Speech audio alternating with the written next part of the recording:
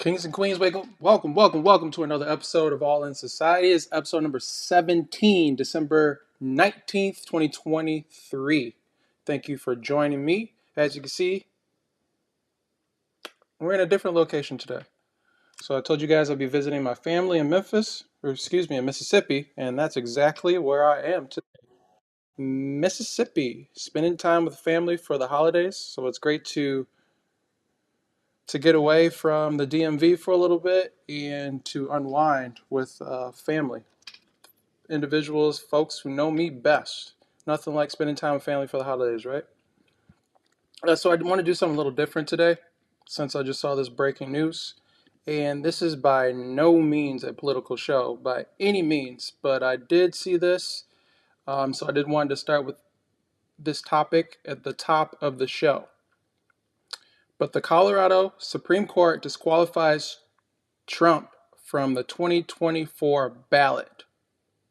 This is huge, absolutely huge.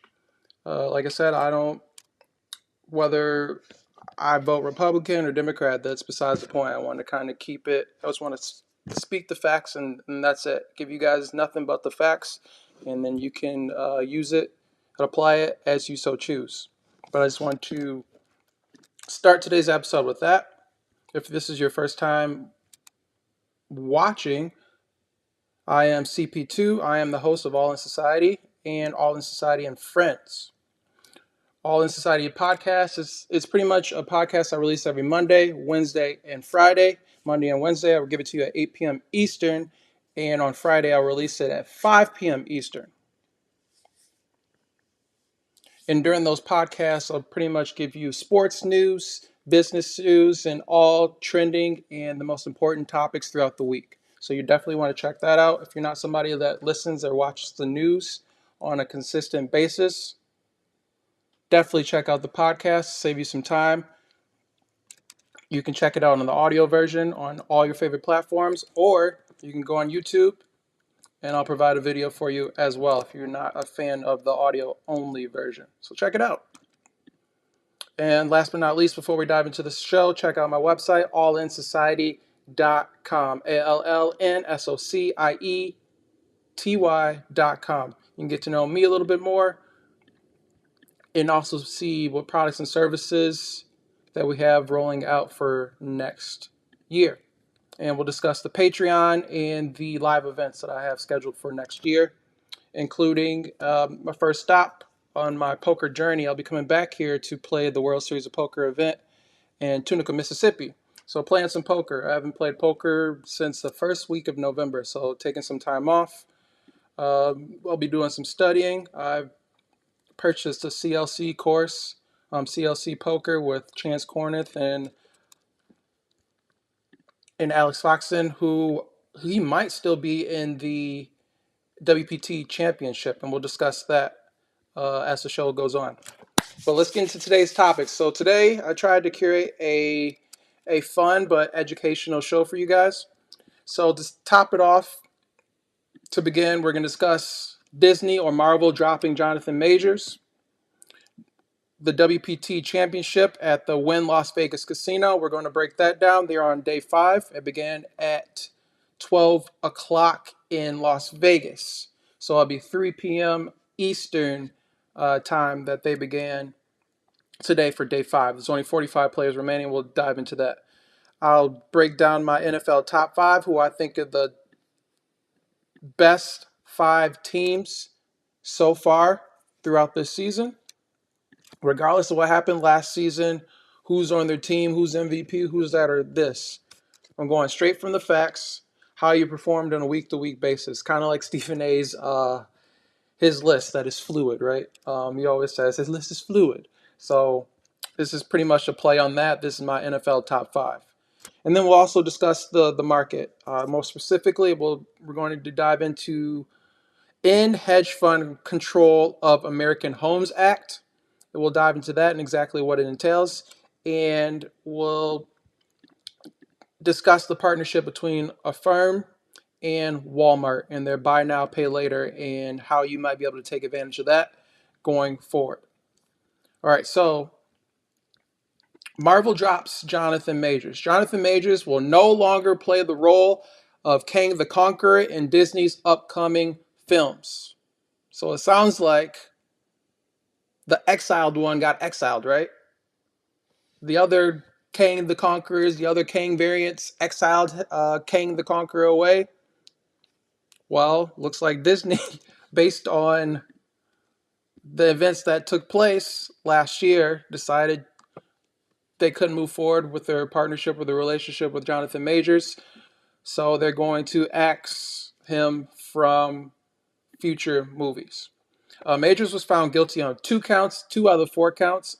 The 2 counts were misdemeanor assault and harassment from an incident with his ex-girlfriend, Grace Jabari. He faces up to 1 year in jail, and the sentencing is scheduled for February 6, 2024. And not only did Disney fire Majors, they pulled his film magazine Dreams. And I'm not sure if you guys are familiar with some of the films that Jonathan Majors has been in leading up to the Marvel films or the Disney films. He was also in Creed. I thought he did an excellent job in that one. And a couple other films that made me believe, and others you can see online, believe that he was on the trajectory to win an Oscar. And I believe reading some of the articles about the film magazine Dreams, which he takes on a role as a bodybuilder, and so he gets real yoked up, really big, like he did for the film's Creed. Or I'm not sure, maybe he for the magazine Dreams film, maybe he became the bodybuilder for that film, and in turn he started working with Michael B. Jordan for Creed. I'm not sure what the timeline was, but it just makes sense. He's bulking up for one film. Might as well use him for another film that needs another character who's a boxer and has that big physique, like Jonathan Majors has.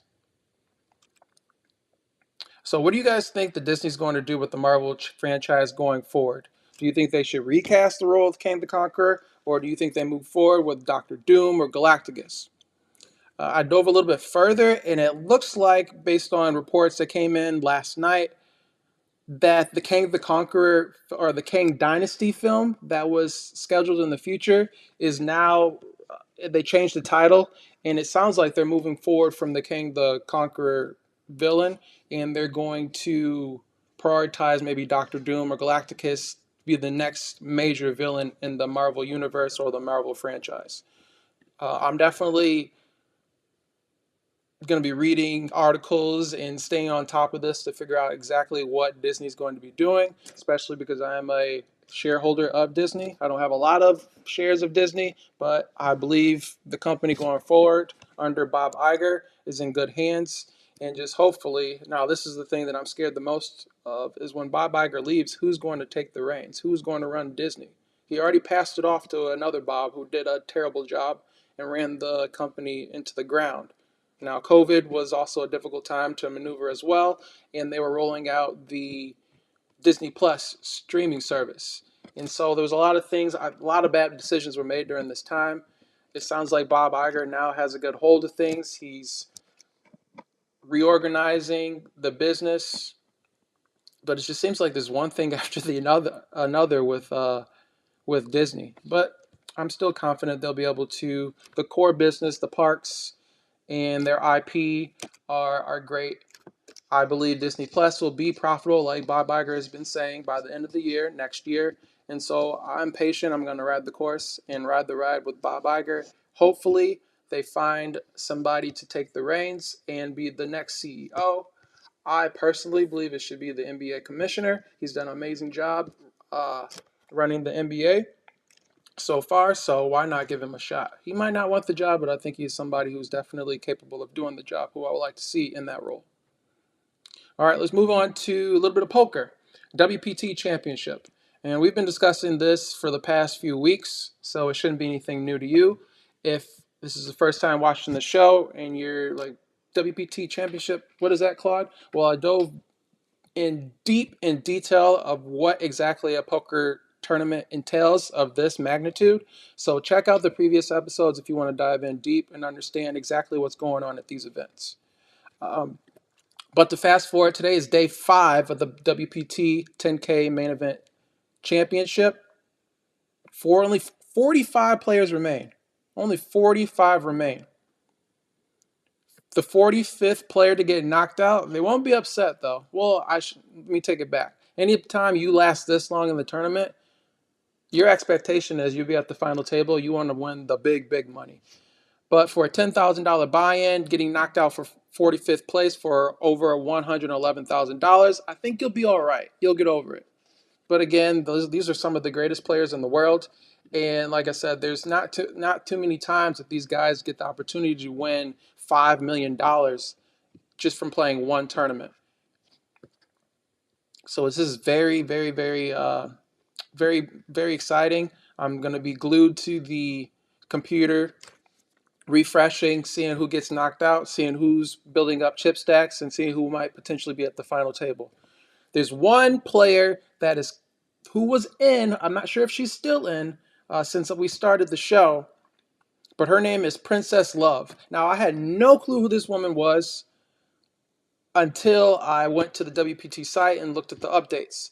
And the reason why she stuck out was, number one, she's absolutely gorgeous, and number two, she's a black female. So those of you who are poker players, how many black women are playing $10,000 events? She's a unicorn. There's not very many. Number one, there's not too many black folks that are in the poker community. Well, I take that back. There are quite a few black people that play poker in the poker community, play Texas Hold'em, play poker tournaments. But playing a tournament of this magnitude, this level, against the players they're playing against, and still in the tournament, yeah, she's a unicorn. And she's only been playing poker for a year. A year. But we'll dive in deeper. Maybe she has a couple of intangibles that are putting her ahead of other individuals who maybe have only been playing poker for 1 year and see themselves playing against the best players in the world, and the possibility of outlasting 44 other players to win $5 million. So Princess Love she's a reality TV star. You might have seen her on television, and she's married to Ray J. If you guys haven't lived under a rock, or if you just if you know hip hop culture, you know who Ray J is. If not, do yourself a favor, just Google Princess Love and Ray J. Don't go down too deep into the rabbit hole. Just familiarize who they are. This is her largest buy-in, as she's new to the game. As I said, she's only been playing poker for a year. And some of the articles based on Poker News and the WPT website itself says she asked her cousin to teach her poker. So it sounds like she asked her cousin to teach her the basics, and she just ran with it. Now let's take this back a little bit. So in high school, and I graduated high school in 2006. Back then in high school, we played Texas Hold'em. We played little dollar games with my buddies, and they beat my butt all the time. We went off to college. They went on their way. I went on my way, but I stayed into the casino industry. Well, I shouldn't say I stayed in. I dove into the casino industry head first and really worked on my poker game, and was able to have a couple good years playing between 2014 and 2016. Well, back then, we didn't have all of these solvers and all these other AI tools that could really help you learn the game and get very good at the game in a short amount of time. So fast forward to someone who's learning poker today. Back then, I was reading Ace on the River. I was reading Negreanu's books. I was reading Phil Hellmuth's books. I was reading and watching every poker, World Series of Poker episode on ESPN. I was consuming everything possible, as well as playing online poker to try to get better, to get reps in order to improve, in order to compete against some of the players of the live events. Well, a woman of her stature, number one, I'm not counting anybody's pockets, but somebody who is a celebrity like herself, she can probably pay for a really high quality coach to teach her and really expedite her learning curve to get her up to speed. And I'm not sure if that's what she does or what she's did. I would love to interview her and figure out how exactly she's been so successful in just a year's time. So, Princess Love, Ray J, I reach out to you both on social media. If anybody watches this video and is friends with them or has ability to contact them, please reach out to them. I would love to interview them both. I know you guys already spoke to Poker News and the other sites, and I think you guys understand what I'm saying this. I'm going to do you guys better than those guys are going to. We're going to have more thoughtful conversations. We're going to take it a lot deeper than those guys can ever have a conversation with you. So definitely, like I said, help me out, guys. If you know any way to get in contact with Ray J or Princess Love after this event, I would absolutely love to sit down and have a conversation with them about poker, about growing the game of poker, about black and brown people getting into poker more. Princess Love, she said in a video I watched, she's not a gambler at all. So just think about this. She's not a gambler, but something about poker piqued her interest. Now, I don't know. Maybe she's getting paid to play these events in order to kind of prop up the WPT. She also played another event that we're going to discuss. It was an invitation only, celebrities, crypto investors, poker pros, and she took second place in that event. So is this a promotional thing? And she just happens to be successful at it at the same time, and she's starting to grow a love for the game, which is will be completely awesome. Or is it just kind of I'm playing because I'm helping promote the game and I'm being compensated for it? And whatever her reason for playing, that's you. My thing is that there's not many people that look like her and have the success that she has. So I definitely think her story needs to be told and told in a light that's going to give it a lot more respect and take the conversation a lot deeper than the conversation's going from what I've read so far. And I'll leave it at that. So guys, help me out. Push this. Let's get Princess Love and let's get Ray J on the show. We've already interviewed three poker pros so far. And Princess Love outlasted every single one of them in this 10K event. So I would love to have her on the show.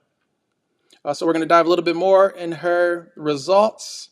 Her largest cash was the second place this October in the Storm X Invitational, as I disclosed to you guys, for over 80K.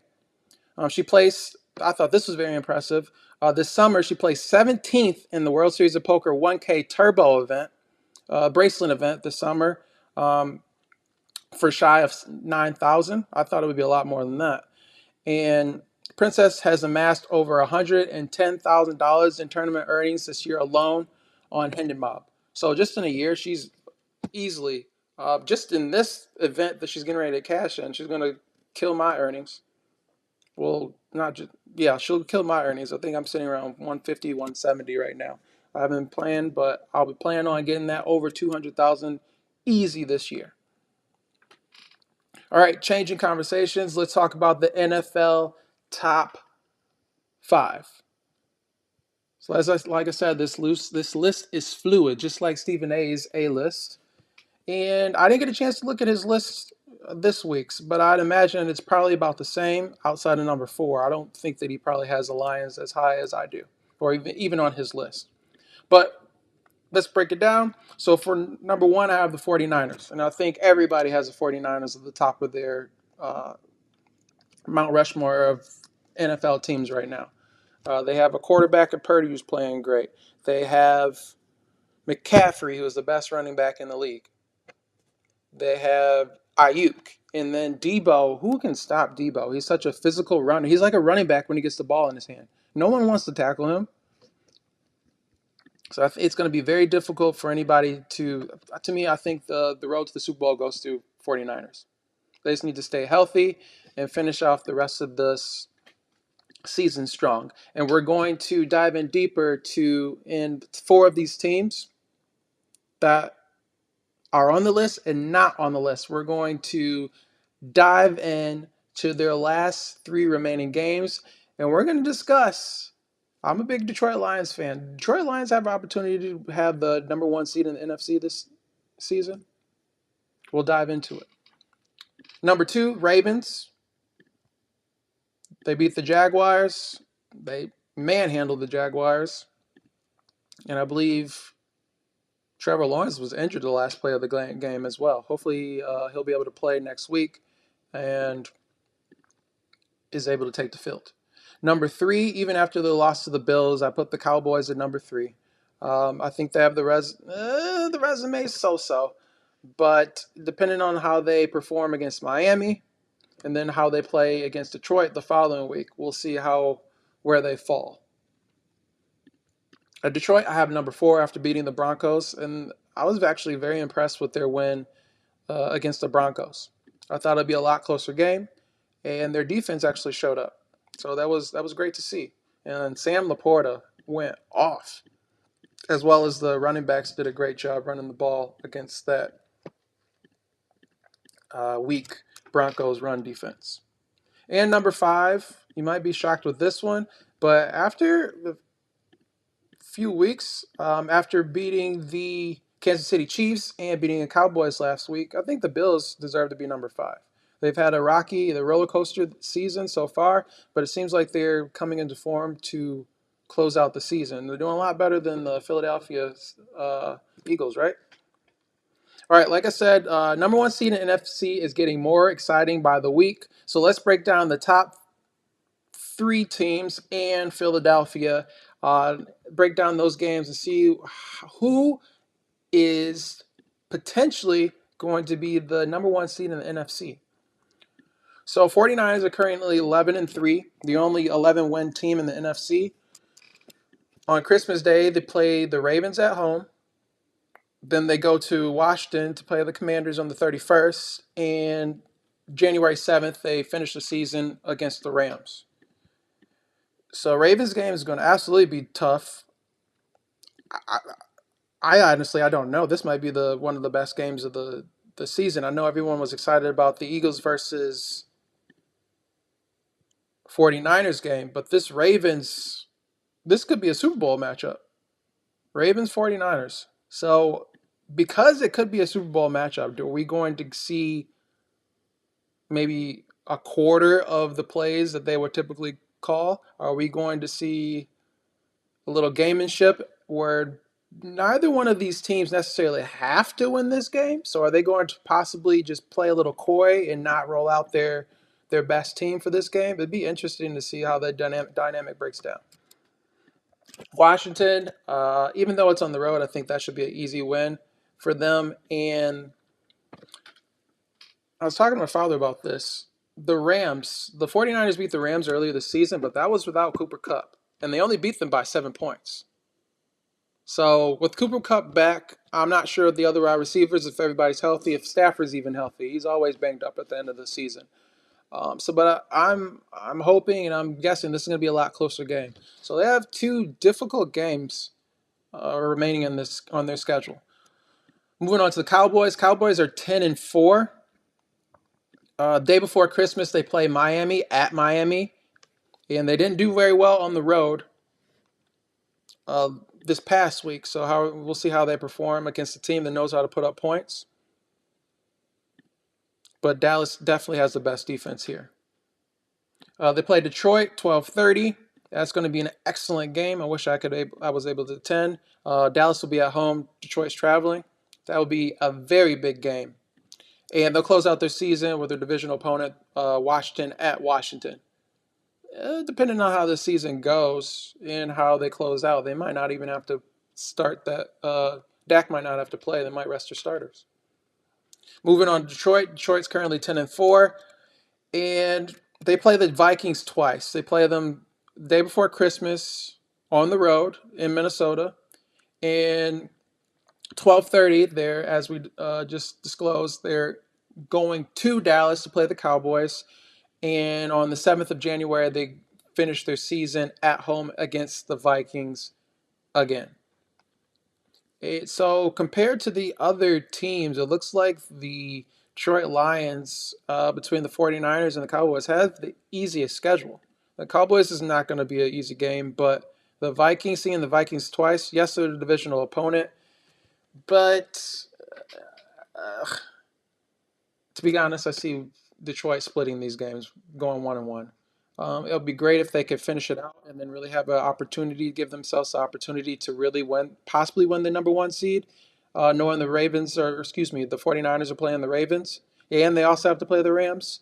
So this next game on the road, which is indoors in Minnesota, Detroit really needs to come in focused. They can't play down to the competition anymore the rest of this season.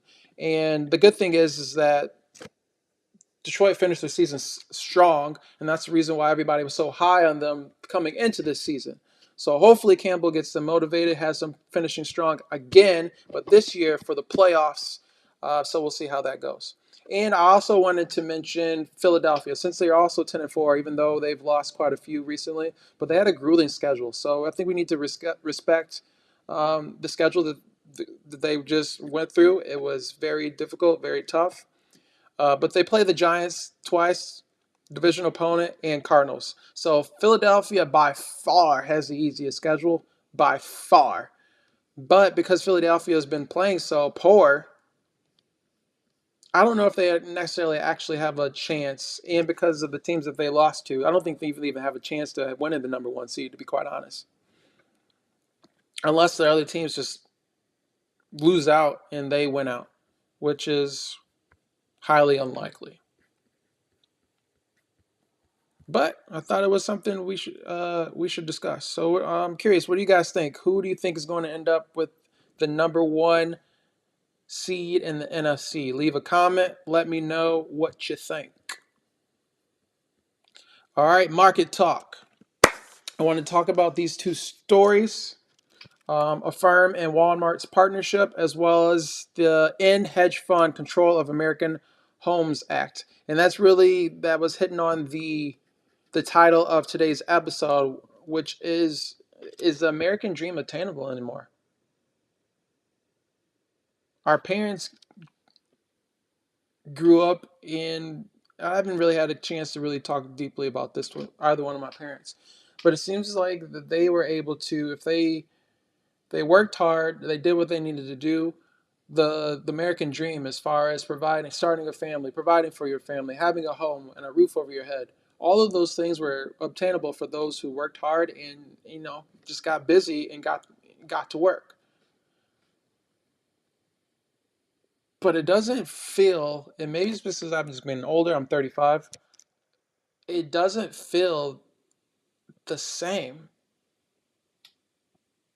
Inflation's rising, making everything so expensive, and we'll talk about the new act that's going to try to get these hedge funds and private equity to give back the enormous amount of single family homes that they purchased and taken away from the middle class or any individual, no matter what class that you're in order to purchase a home. So we're going to dive into that. I know it's a topic on everybody's mind, and I'm pretty sure that the American Dream was one of the most Googled searches of the year. So it's on everyone's mind. The American Dream, American Dream. Is it even obtainable anymore? Is home ownership going even a thing anymore? Are we just going to be, for those of us who aren't homeowners, are we just going to be renters and not have the opportunity to own anything? So let's dive into it. But first, we'll go over the lighter conversation. So the Affirm and Walmart partnership. The duo expanded their current deal to include self-checkouts. So if you're not familiar with Affirm, they are the company that brings you buy now, pay later. And so with this new deal, buy now, pay later will become available at more than 4,500 stores in the U.S. Now, the previous deal allowed customers to purchase goods online and in stores from Walmart by pre-applying for credit. And once approved, the customers would receive a barcode to scan with a checkout associate. Well, now it's giving you the opportunity to use that barcode at the self-checkout and not having to go into one of the lanes where there's actually an associate there to scan all your items. Another note, Affirm's research revealed 54% of Americans prefer retailers that offer the pay later option. And Affirm also has deals with Amazon and Shopify. So if you're an investor in Affirm is a publicly traded company, and their stock went down significantly last year. I mean, the whole market was down last year, but the company has been on a tear as of recently. So if it's a stock or company that you're interested in, take a look at it. All right, this is really what I want to dive into today, and I have a lot of information of this, so I hope you're ready. And if you want to dive into a little bit deeper, I will have the link where I found this information for you guys to take a deeper dive, a more thorough dive, if you so choose. So, End Hedge Fund Control of American Homes Act. But before we get into the act, my question is, what is your idea of the American dream? So for me, the American dream is the ability to achieve greatness through hard work and determination. Everyone has the same opportunity to succeed, and taking advantage and being prepared when opportunities present themselves. That, to me, that's what the American dream is. I work hard, I put in the work, I should be compensated, I should be able to have a roof over my head, I should be able to have a vehicle to get me to and from, I should be able to put food on my table, I should be able to provide anything and everything for my family, and in order to grow my family. But with the constraints of inflation and multiple things that are going on in today's economy, in today's world, it just seems like the American dream is non-existent. Home ownership is tied to the American dream for most, and unfortunately, due to many factors, many individuals are priced out of buying their first home. One of the contributing factors is private equity firms and hedge funds with deep pockets buying up single-family units and driving the prices higher. So to combat that, Oregon U.S. Senator Jeff Merkley and U.S. Representative Adam Smith are introducing the Hedge Fund Control of American Homes Act. Now, back in 2008, following the housing crisis, deep pocket funds and private equity bought foreclosed homes as investment opportunities, taking away inventory from families in need of stable housing. And in 2011, no single entity owned over 1,000 single-family rental units. But fast forward to June 2022, the Urban Institute estimates these investors own approximately 574,000 single-family homes. So this has gone unchecked, and they've completely just taken advantage of the ability to buy up all of these homes, all these foreclosed homes, and drive up the prices. Buy up your whole community, become your landlord, raise rent, and then now you have to pay X amount more than you were accustomed to. The Hedge Fund Control of American Homes Act bans hedge funds from owning these types of homes and requires them to sell at least 10% of the total number of single-family homes they currently own to families per year over a 10-year period. So over 10 years, they're supposed to release 10% per year. And after a span of 10 years, they'll have 100% released, and those homes will be back to the market for us, not private equity, not hedge funds, to buy the homes to live in. Now, for more information, check out the link provided in the episode description. There's a lot more to dive into it, but I definitely wanted to just bring that to your attention. Kevin O'Leary, I'm sure you guys all know who Kevin O'Leary is. He is one of the sharks from Shark Tank, if you're not familiar. But he was on Fox Business, and he was absolutely against this. Well, of course he's against it, right? Of course he is. He's a capitalist, and he's a greedy, greedy man.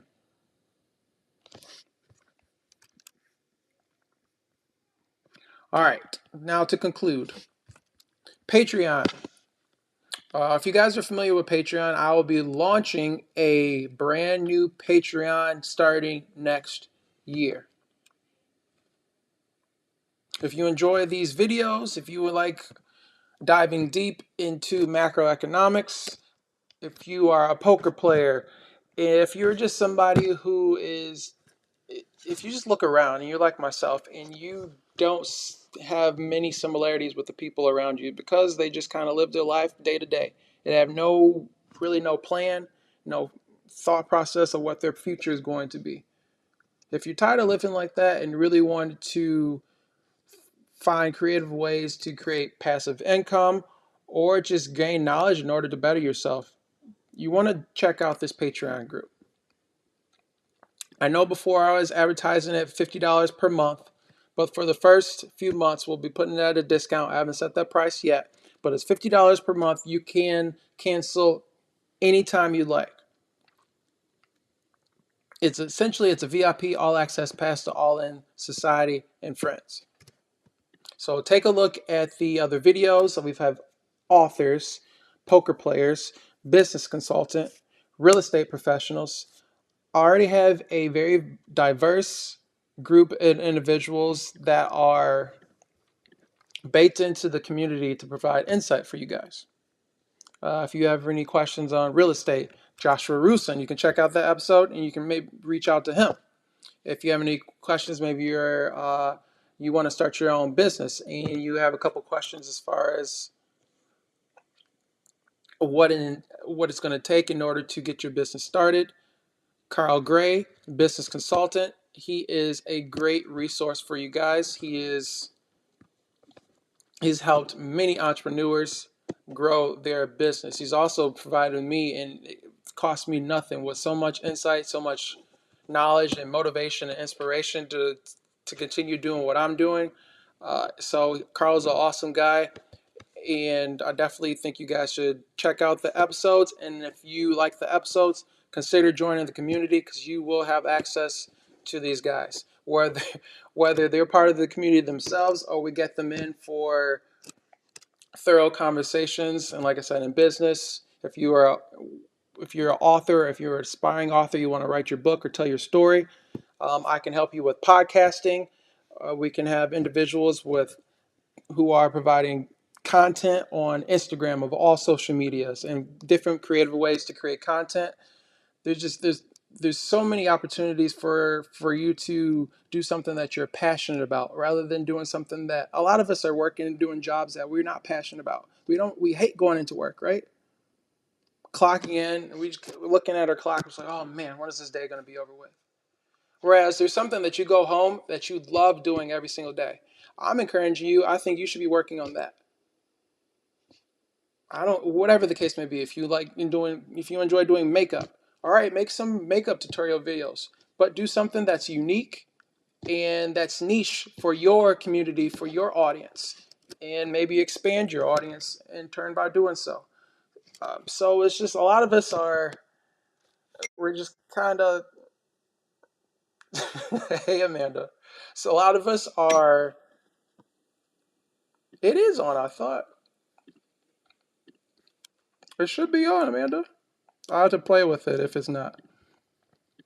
But a lot of us are passions and we're really good at stuff, but we're just scared to put ourselves out there.